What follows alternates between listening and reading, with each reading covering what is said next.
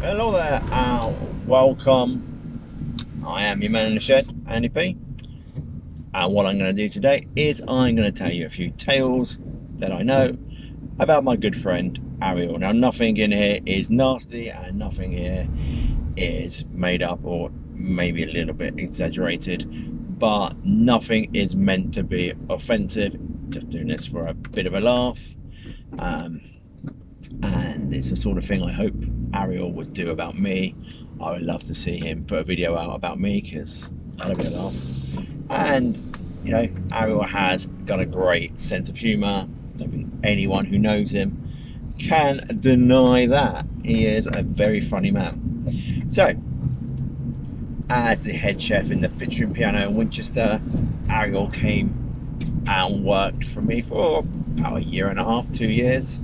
He also done some bar work and stuff, and he was so well respected that apparently when he went out with people to Southampton, people would come up and say, "Hey Ariel, how you doing?" He was very popular, and I get that. He's got a great personality. Anyway, a couple of great stories about him. So we used to work together on a Tuesday, so we could do a lot of deep cleaning together. Me and Ariel would both come in so we could pick stuff up because it was too heavy to do when you are just on your own. So I do remember one time someone had left a pink little dress, a tutu I think it's called, and it was on a Monday I believe, or it might have been a Tuesday. We definitely had some Yorkshire puddings left from Sunday, so he decided to put them up his shirt to pretend they were boobs, and he put a tutu on, and then I had pictures of him cleaning. If I can find these pictures, I don't think I'll be able to, but if I can, I will try and pop some onto this video. Like I say, I don't actually rate my chances, but he was such a wally and so funny because, as I say, he did that. At the same time as having Ariel, I also had Blandy there. Blandy would not have done anything like that. Blandy didn't like to be the centre of attention. He liked to just sort of disappear into the background if you left him alone and didn't talk to him all day. He was more than happy with that.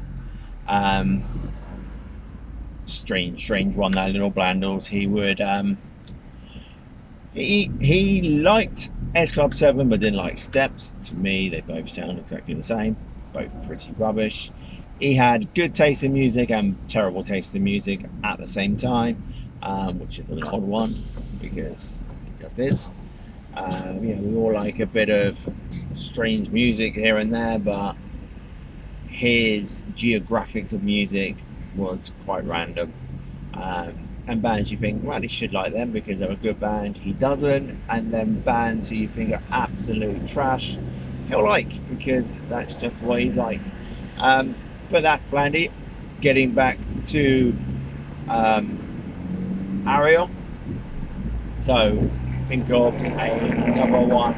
What I did like about Ariel, now Ariel's, as you probably know, is from off of the Philippines, and I believe he speaks 4 languages: Mandarin, I believe, Filipino, whatever they actually call his native language, English, and I do also believe he has another language that he speaks. And I have to say that I can't fault his English. He does have a strong accent though, so sometimes it does make it a little bit more difficult to actually understand him. Sometimes I'm going to do my windows up a bit because it's a bit noisy out there. Let's put the fan on because it's a little bit hot. But as I say, his English is fantastic. Certainly his English is definitely better than my Filipino because I can speak it, who knew? Anyway, because I'm English, so why would I have to learn another language? Let's let everyone else learn our language and then we don't need to worry. Sounds good to me. Anyway, let's not worry about the English school system and that at the moment. We will come on to that at another time. Anyway, this is about my mate Ariel. So, on a busy shift, yep, we did used to have them. maybe I'd be going down towards the fridges. And I know, everyone, you don't know how the kitchen at the Tripiano, which is situated. Doesn't matter. Anyway, there were some fridges which were away from the main kitchen line, and as I was going down there, sometimes Ariel would be talking to me, and because of his accent, I couldn't always understand. Like, Ariel, please wait till I come back and then tell me, and I will listen to you. And sometimes he would speak to me, so I have to say again, because of his accent. Obviously, it's not because he doesn't speak good English, because he speaks fantastic English, but his accent did sometimes make it a little bit tricky. And sometimes what he tended to do was speed up a little bit, which really didn't help. And it's like, Ariel, you need to slow down, man, not speed up, because I can't understand you when you're talking at a normal pace. When you speed up, it becomes harder. But that's just what he's like. What is good with him is he's got a lot of passion and is an absolute fantastic bloke, an absolute superstar legend, and he is a top person, and he knows us. This isn't anything I've not told him before, because I tell him this stuff because I like it. I would put him down as one of my, up there as a good friend. And his YouTube channel is really good, in parts. Sometimes it's bizarre, sometimes he speaks a lot of Filipino, so I don't always understand it.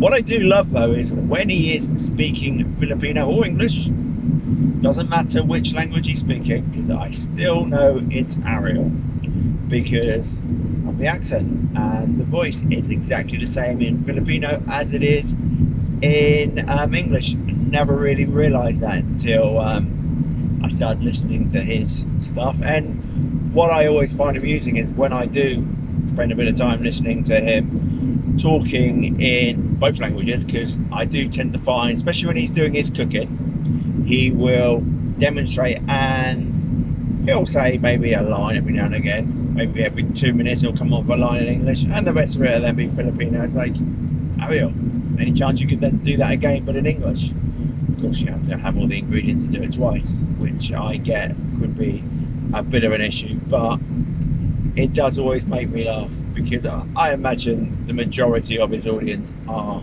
Filipino. This is the thing, you never know though, because you can look at your geographics on your analysis. Is that the word? Analysis? And when you look through it, you can see which countries view you the most. So apparently I'm quite big in India. Who knew? Go to the Taj Mahal, I imagine I've got a big poster of me there. Not sure that's going to really happen, but yeah, I think about 40% of my audience tends to be pictures of is shared in India. Don't really know why.